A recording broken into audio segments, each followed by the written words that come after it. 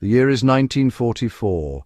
The world is engulfed in the chaos of war, and every day brings new uncertainty. Far from home, young men are thrust into a conflict that will define a generation. The forests of the Ardennes are thick with snow and silence. The trees stand like sentinels, their branches heavy with frost, muffling the sounds of distant gunfire and the quiet footsteps of soldiers. Here, soldiers face not just enemy patrols, but a relentless battle against hunger and cold. The biting wind seeps through every layer, and exhaustion is a constant companion. Survival is measured in warmth. A hot meal can mean the difference between holding the line and giving in to winter. The promise of something warm to eat becomes a beacon of hope in the frozen darkness. In war, history remembers the great battles, but survival often hinged on small comforts. A shared crust of bread or a steaming mug could lift spirits and remind soldiers of life beyond the trenches. The need for food and warmth was as vital as ammunition. Supplies were precious, and every meal was a victory over the elements and despair. The environment itself, mud, frost, jungle, became an enemy, testing human resilience. Nature showed no mercy, and every step forward was a struggle for survival. Even preparing food was a risk. A single mistake could be fatal.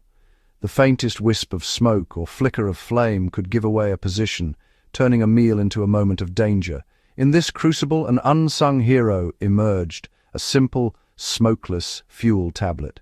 Compact and easy to carry, it allowed soldiers to heat food and drinks without drawing enemy eyes. This tiny invention offered soldiers a lifeline, a taste of home and the strength to face another day. In the heart of winter, it was hope, warmth, and survival, all in one. In war, visibility is a liability. The smallest sign of life, a flicker, a glow, a wisp of smoke, could mean the difference between survival and disaster. Soldiers learned quickly that the darkness was their ally, and any light could betray them. An open fire, once a symbol of comfort and camaraderie, became a deadly beacon on the battlefield. The warmth and light that once brought people together now threatened to tear them apart. Even a small flame could betray a soldier's position to snipers or artillery. The enemy watched for any sign, and a single careless moment could draw deadly attention. At night, a single spark could draw enemy fire with devastating accuracy. The darkness was both a shield and a trap, and every soldier knew the risk of breaking it. Smoke was an even greater threat, a visible signal for miles, inviting disaster. Rising above the treetops, it could be seen by enemy planes and ground patrols alike, marking a target for destruction. Soldiers learned quickly the smell of wood smoke meant danger. Even the faintest scent could alert the enemy, and the forest air was constantly watched and sniffed for any sign of a hidden camp. A fire for tea, a moment of comfort, could bring down a barrage of shells in moments. The cost of a hot drink was often too high to risk. The result? Cold rations, hard biscuits, and tepid water became the norm. Meals were eaten quickly and quietly, with no warmth to ease the chill or boost morale. The ban on open fires was strict. Discipline meant survival. Officers enforced the rules relentlessly, knowing that a single mistake could cost many lives. Soldiers became ghosts, leaving no trace, but the need for warmth and hot food remained. The cold seeped into their bones, and the longing for comfort never faded. The challenge was clear: how to create heat without light or smoke. Soldiers and engineers alike searched for a solution, experimenting with new ideas and makeshift devices. The answer would be a new kind of fire, one invisible to the enemy, producing little smoke and almost no light. These innovations would change the way soldiers survived in the field. This innovation would change the daily life of every soldier on the front, offering a small measure of safety and comfort in a world where even a spark could mean death. Beyond enemy eyes, fuel itself was scarce.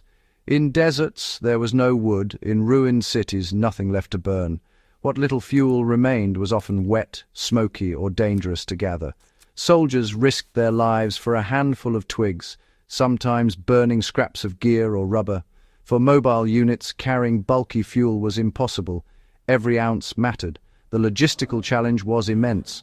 How to supply millions with reliable portable heat. The fuel had to work in rain, snow, or desert heat, anywhere soldiers fought. The old campfire was obsolete. Modern war demanded a new solution. The answer would be compact, efficient, and ready for the harshest conditions. The solution arrived as a small white tablet, S-bit-trioxane hexamine. It burned with a clean, nearly invisible flame, producing almost no smoke. Compact and lightweight, a dozen could fit in a pocket. No more hauling wood. The tablets were stable, reliable, and worked even after rain or mud. Lighting one was simple: set it on a rock, strike a match, and in minutes water boiled or rations heated. The flame was easily shielded, minimizing risk of detection. This chemical marvel solved both fuel scarcity and battlefield visibility. German troops first used them widely. Allies soon followed. The fuel tablet wasn't a weapon, but it was a quiet revolution in survival.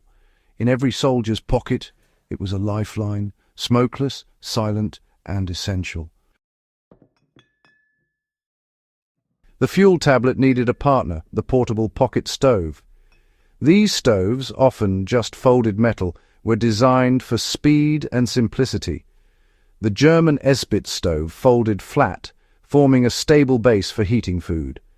Durable, compact, and easy to use, they fit inside a standard mess kit. The stove shielded the flame from wind and focused heat for quick meals. Soldiers could halt, heat food, and pack up in minutes, vital for survival.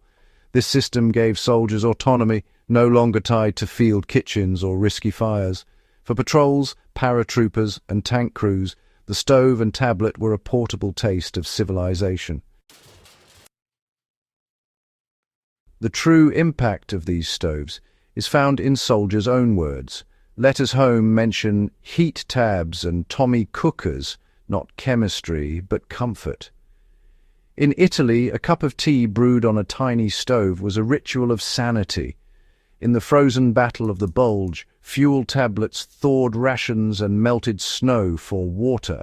The warmth was small, but the psychological boost was immense, a defiance of misery. Soldiers improvised, doubling tablets for faster boiling, building windbreaks, sharing warmth.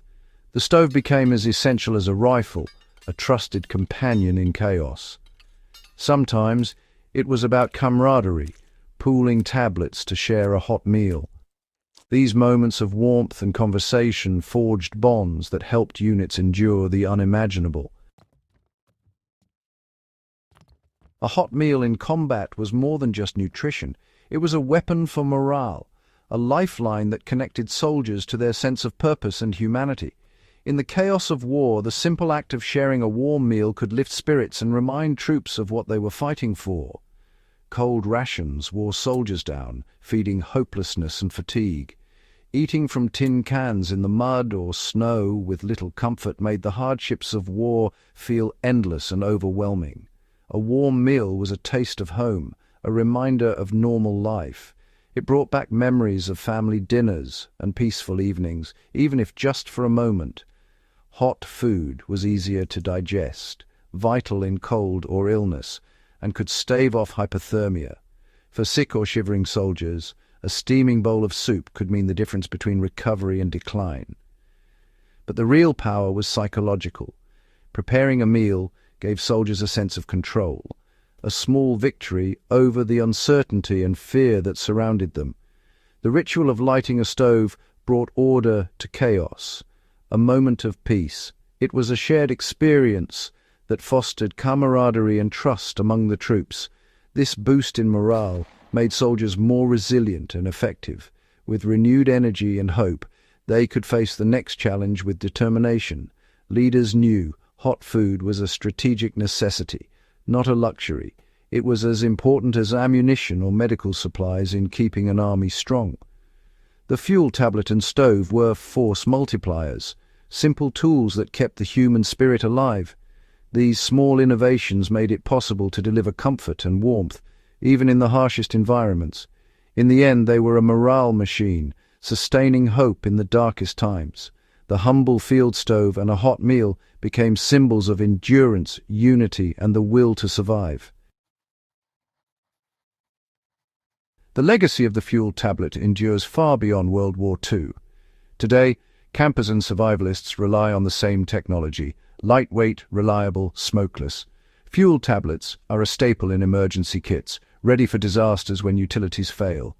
Their simplicity and long shelf life make them a survival essential. The story teaches a broader lesson. The best solutions are often the simplest. In a complex world, robust, low-tech tools are invaluable. The pocket stove needed no batteries or expertise, just ingenuity and need. The humble fuel tablet is a symbol of resilience, reminding us that small comforts can mean survival, even in the harshest times.